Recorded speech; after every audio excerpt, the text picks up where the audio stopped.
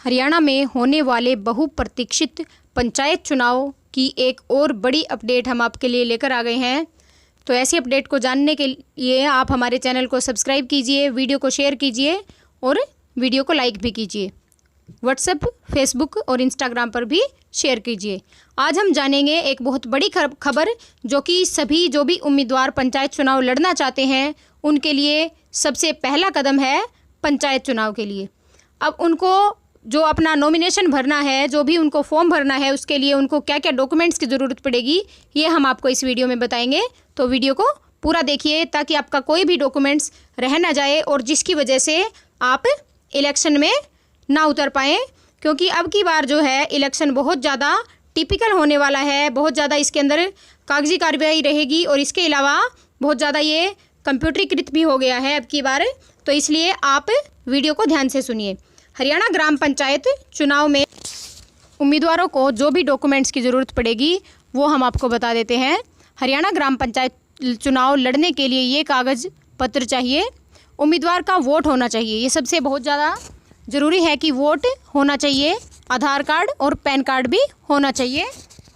उम्मीदवार की आयु 21 वर्ष कंप्लीट होनी चाहिए और पुरुष उम्मीदवार को 10वीं पास होना चाहिए और महिला उम्मीदवार को 8वीं पास होना चाहिए। उम्मीदवार के पास 3 बैंकों से नो ड्यूज़ प्रमाण पत्र भी होना चाहिए। मॉर्गेज बैंक, कोऑपरेटिव बैंक और प्रथम सहकारिता बैंक। उम्मीदवार के पास बिजली विभाग से नो ड्यूज़ प्रमाण पत्र होना चाहिए, यानी कि उसका कोई भी बिल बकाया नहीं रहना चाहिए। उम्मीदवार के पास रिहायशी प्रमाण पत्र होना चाहिए। Haryana residence certificate. उम्मीदवार के पास चालू बैंक खाता होना चाहिए। उम्मीदवार के पास फैमिली आईडी भी होनी चाहिए। फैमिली आईडी भी बहुत ज़रूरी है। अब फैमिली आईडी बन चुकी है और इसमें कुछ भी कमियां अगर आप रहती हैं तो आप समय रहते इलेक्शन के नॉमिनेशन भरने से पहले अपनी फैमिली आईडी को कंफर्म करवा सकते हैं। अगर उसमें कोई भी गलती रह गई है तो किसी भी सीएससी सेंटर पर जाकर आप वहां से अपनी फैमिली आईडी को ठीक करवा सकते हैं। और इसके बाद आगे भी और भी डॉक्यूमेंट्स हैं, ये देखिए। इसके बाद हैं उम्मीदवार का किसी पंचायत ज़मीन या सरकारी ज़मीन पर कब्जा नहीं होना चाहिए। उम्मीदवार के पास शौचालय होना चाहिए। उसके पास कोई पुलिस मुकदमा उसके ऊपर नहीं होना चाहिए।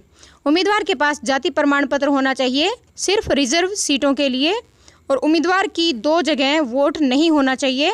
सरपंच पद के लिए उम्मीदवार की उसी ग्राम पंचायत में वोट होनी चाहिए जिसमें वह चुनाव लड़ रहा है। यानी कि अगर बाई चांस कोई गांव का आदमी हिसार में रहता है या कहीं शहर में रहता है और शहर से अगर उसने वोट बनवा रखा है तो वो उस गांव में सरपंच पद के लिए चुनाव नहीं लड़ सकता। उसका वोट उसी गांव का होना चाहिए।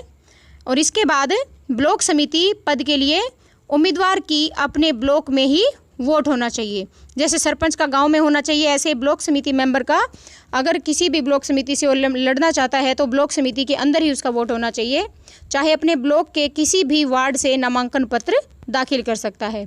जिला परिषद पद के लिए अपने ज़िले में कहीं भी वोट हो, उम्मीदवार किसी भी वार्ड से नामांकन पत्र दाखिल कर सकता है। पंच पद के लिए अपनी पंचायत में किसी वार्ड के लिए नामांकन पत्र दाखिल कर सकते हैं। तो ये डॉक्यूमेंट्स थे, मेन डॉक्यूमेंट्स। जो भी इनमें से अगर एक भी डॉक्यूमेंट्स आपका रह जाता है तो आप नामांकन नहीं भर पाएंगे और आप इलेक्शन लड़ने से वंचित रह सकते हैं।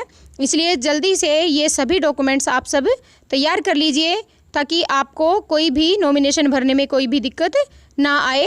तो ये थी एक बड़ी अपडेट हरियाणा पंचायत चुनाव को लेकर, जो कि चुनाव लड़ने से पहले सबसे ज़रूरी बात है। तो ऐसे ही नई अपडेट्स के लिए हमारे चैनल को सब्सक्राइब कीजिए, वीडियो को लाइक कीजिए और दूसरों के साथ शेयर ज़रूर कीजिए।